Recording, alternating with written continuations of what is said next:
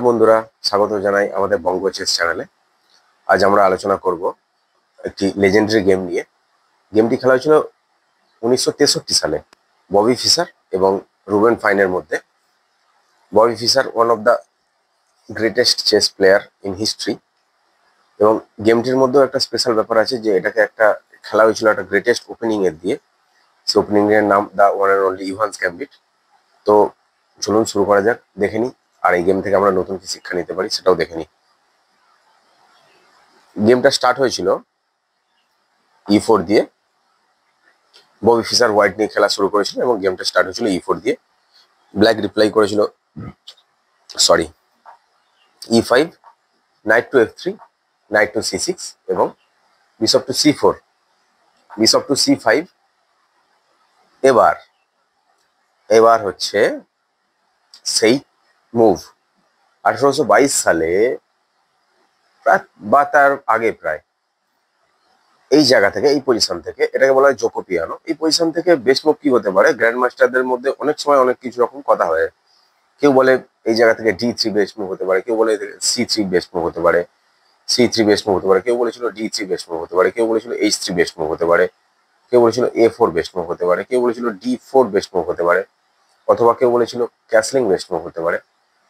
প্রথমবার 1822 সালে William Davies Evans উনি বলেছিলেন এই ক্ষেত্রে, জোকো পিয়ানোর ক্ষেত্রে বেস্ট মুভ হতে পারে B4। তারপর থেকে এটা ওনার নামে দ্য ইভান্স গ্যাম্বিট নামে পরিচিত। কারণটা কি? একটা পন স্যাক্রিফাইস দেওয়া।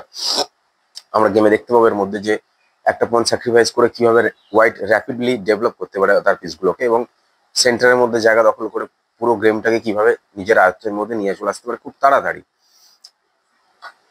বিশপ টেক্স পন, অ্যাকসেপ্ট দ্য স্যাক্রিফাইস, এবং C3 খেলে বিশপটাকে তাড়া করা হয়েছে এবং বিশপটা সরে গেছে A5 স্কোয়ারে, এবং D5 সেন্টারের ওপর অ্যাটাক আছে।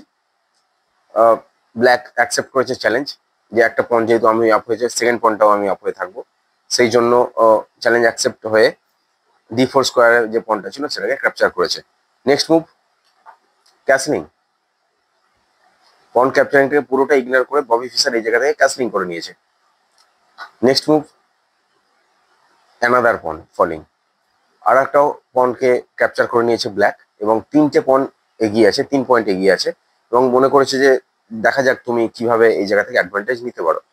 Next move queen to B3। Queen এবং বিশপ আপনারা দেখতেই পাচ্ছেন যে F7 স্কোয়ারের উপর হিট করে আছে, যেখানটা চেক আসতে চলেছে। Next move queen to E7, develop করেছে কুইনটাকে, প্লাস F7 পয়েন্টটাকে প্রোটেক্ট করা হয়েছে। নেক্সট মুভ নাইট ডেভেলপ করে C3 স্কোয়ারে গেছে এবং পয়েন্টটাকে ক্যাপচার করে নিয়েছে। Next move knight to F6। Knight F6 করলে ব্ল্যাককে ক্যাসেল করার জন্য রেডি করে নিয়েছে, কিন্তু এই জায়গা থেকে অবশ্যই হোয়াইট কোনো রকম ভাবেই ক্যাসেল করতে দিতে চাইবে না ব্ল্যাক কিংকে। কেন? চলুন দেখে নিই। Next move night goes to D5, এবং D5 স্কোয়ারে নাইটটা বসে গিয়ে নাইটকেও হিট করছে প্লাস কুইনকেও হিট করছে। Next move night takes night, পন টেক্স নাইট। পনটা যখন নাইটটাকে মেরে দিয়েছে D5 স্কোয়ারে গিয়ে, সেই জায়গা থেকে দেখা যাচ্ছে যে আলাদা যে নাইটটা বসে আছে C6 স্কোয়ারে গিয়ে সেখানে হিট করেছে, প্লাস কুইন এবং কিং কিন্তু একই ফাইলে বসে আছে। যদি আমরা রুকটাকে কোনোভাবে E1 স্কোয়ারে বসাতে পারি, অবশ্যই এখন পারি না কারণ বিশপটা ধরে আছে, A5 স্কোয়ারে যে বিশপটা বসে আছে সেই এই স্কোয়ারটা ধরে আছে, অবশ্যই সেই জন্য পারি না। কিন্তু কোনোভাবে যদি বিশপটাকে এই জায়গা থেকে সরানো যায় তাহলে কিন্তু কুইনটাকে রাজার সঙ্গে পিন করা সম্ভব হবে। দেখা যাক নেক্সট মুভ। অবশ্যই নাইটটাকে সরিয়ে দেওয়া হয়েছে যেহেতু নাইটটা অ্যাটাক ছিল পনের দ্বারা।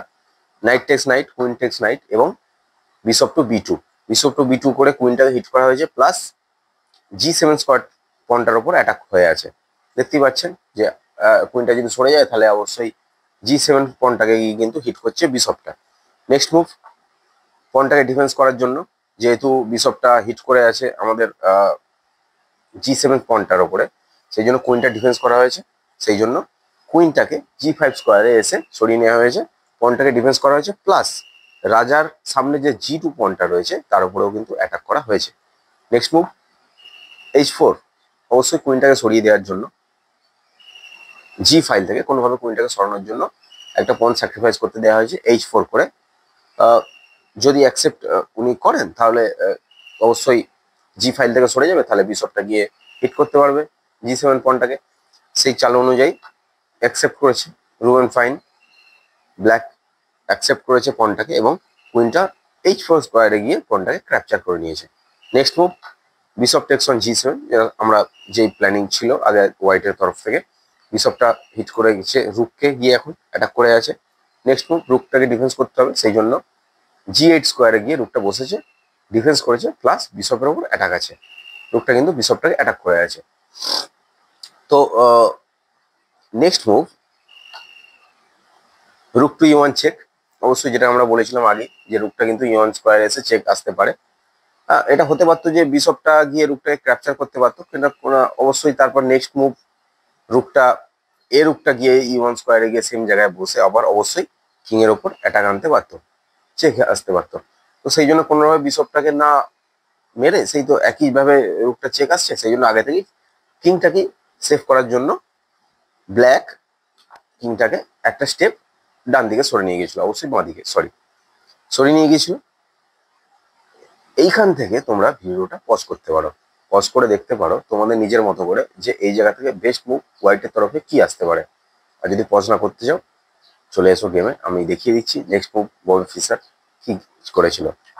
নেক্সট মুভ কুইন টু জি3, অবশ্যই বেস্ট মুভ। কেন বেস্ট মুভ? তার কারণটা হচ্ছে যদি কুইনটাকে ক্যাপচার করে তাহলে রাজা চেকমেট আসছে, আর যদি চেকমেট বাঁচাতে চায় তাহলে কুইনটাকে গিভ আপ করে দিতে হবে, ইভেনচুয়ালি সেখান থেকে অবশ্যই সাদা জিতে যাবে। তো এই জায়গা থেকে এসে আমাদের ব্ল্যাক রিজাইন করে দিয়েছিল। রোওয়েন ফাইন উনি ছিলেন, অবশ্যই উনি আমেরিকান গ্র্যান্ড মাস্টারই ছিলেন।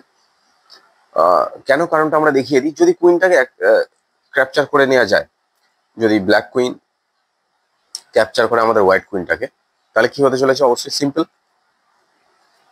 বিশপটা আমাদের f6 স্কোয়ারে এসে চেকমেট করে দিচ্ছে,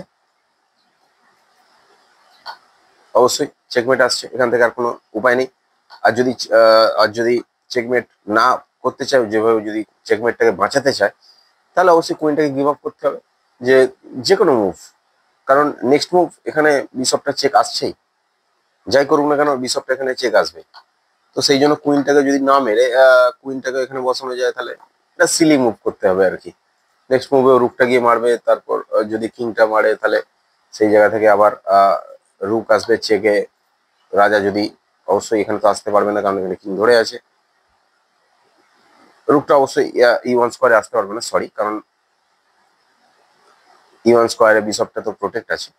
যে কোনো ভাবে যদি রুকটাকে ভায়া বি ফাইল যদি এরকম ভাবে আনা যায় অবশ্যই উপর দিক দিয়ে, তাহলে অবশ্যই চেকমেট আসতে পারে। তো নেক্সট মুভ যদি কুইনটাকে গিভ আপ করে দেয়, ইভেনচুয়ালি এমনি হোয়াইট জিতে যাচ্ছে। তো সেই ক্ষেত্রে এই জায়গা থেকে আমাদের ব্ল্যাক রিজাইন করে দিয়েছিল কুইন টু জি3 খেলার পর থেকে, এখান থেকে আর কোনোভাবে কন্টিনিউ করা সম্ভব নয়।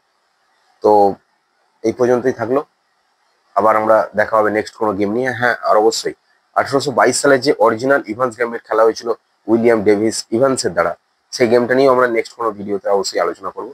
অবশ্যই তোমরা পাশে থাকবে, তোমাদের পাশে না থাকলে আমরা বাংলা ভাষায় অবশ্যই দাবাটাকে আমরা প্রচার করতে পারবো না। প্লিজ সাপোর্ট করো, পাশে থেকো এবং আমাদের চ্যানেলটাকে প্লিজ সাবস্ক্রাইব করে দিও এবং তোমার বন্ধুদেরকেও সাবস্ক্রাইব করতে বলো যারা